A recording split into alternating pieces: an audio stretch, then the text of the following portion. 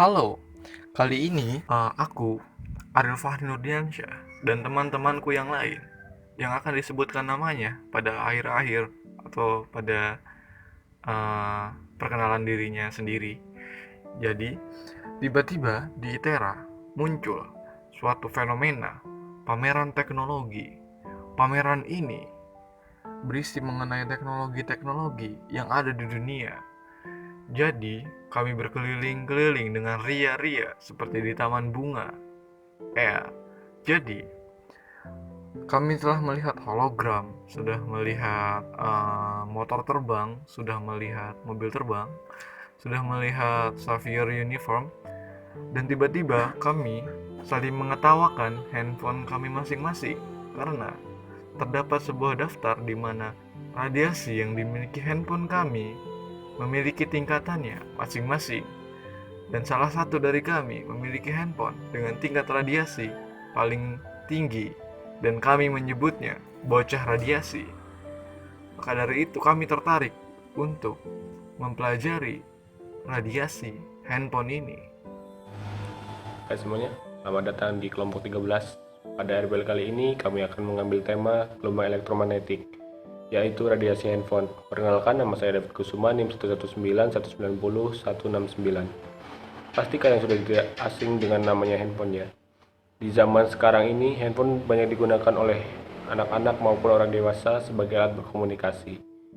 Tapi apakah kalian mengetahui bahwa handphone yang selama ini kita gunakan mempunyai gelombang elektromagnetik yang jika digunakan secara berlebihan akan berbahaya bagi kesehatan? Mari kita simak pembahasannya.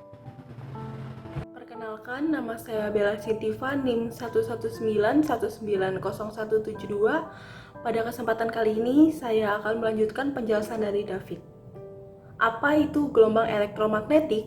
Gelombang elektromagnetik atau gelombang radio adalah gelombang yang dipengaruhi oleh medan listrik dan medan magnet yang menghasilkan energi radiasi dari suatu tempat ke tempat yang lain. Nah, gelombang elektromagnetik itu ada di setiap handphone yang kita miliki. Jadi, semakin berkembangnya telekomunikasi, maka jaringan akan semakin berkembang.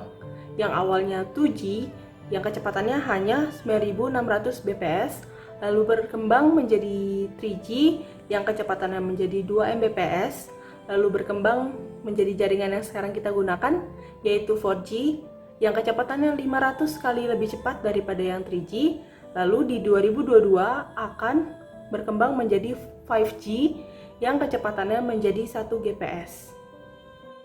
Halo, saya Ariel Fahri Nurdiansyah, NIM saya 1194062. Kali ini saya akan melanjutkan dari penjelasan dari teman saya. Jadi, dampak negatif atau dampak kekurangan dari majunya teknologi maka menimbulkan beberapa dampak negatif.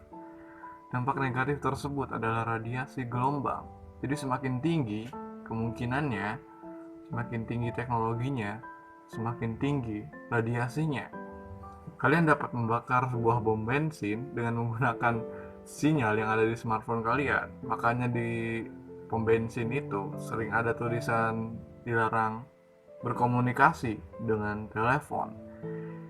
Jadi gelombang elektromagnetik dibedakan berdasarkan frekuensinya, yaitu static EMF dengan 0 Hz, extreme low frequency atau EMF itu 0 sampai 300 Hz, intermediate frequency atau EMF 300 Hz sampai 100 kHz, radio frekuensi 100 kHz sampai 300 GHz.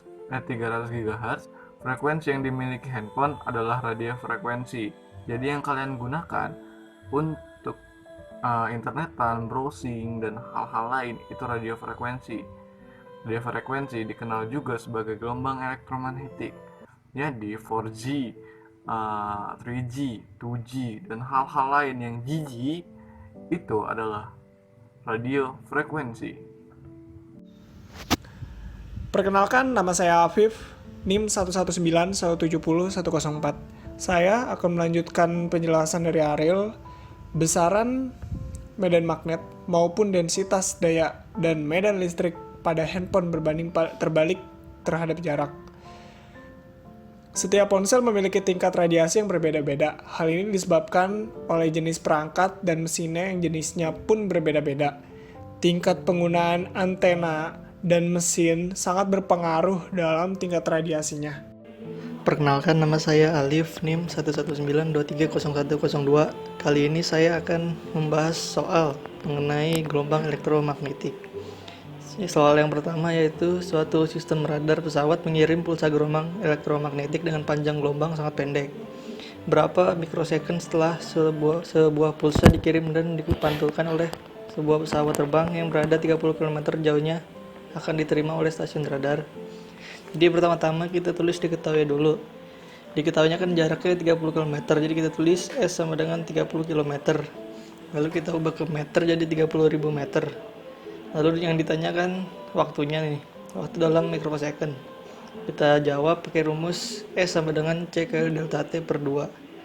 Kita masukin S-nya 30.000 meter sama dengan C-nya kecepatan cahaya 3 kali 10 pangkat 8 dikali delta T per 2. Lalu 30.000 kali 2 kali silang jadi 60.000 sama dengan 3 kali 10 pangkat 8 delta T. Lalu kita dapat delta T-nya 2 kali 10 pangkat min 4 detik. Lalu kita ubah ke mikrosecond jadi 200 mikrosecond. Perkenalkan, nama saya Trinova Agnesia, NIM 119160110. Sekarang saya akan membahas soal yang kedua. Berikut ini adalah soalnya.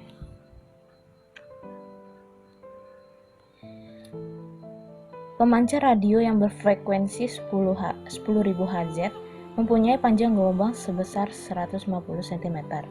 Tentukan cepat lambat bunyi tersebut. Mari kita bahas. Yang pertama, diketahui frekuensi sama dengan 10.000 Hz. Panjang gelombang dengan lambang seperti ini 90 cm.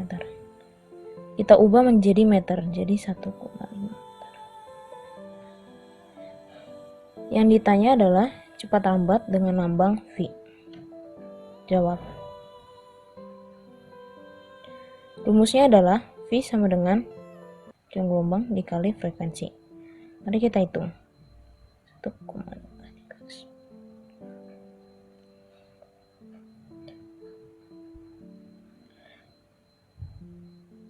Hasilnya adalah 15.000 M/S.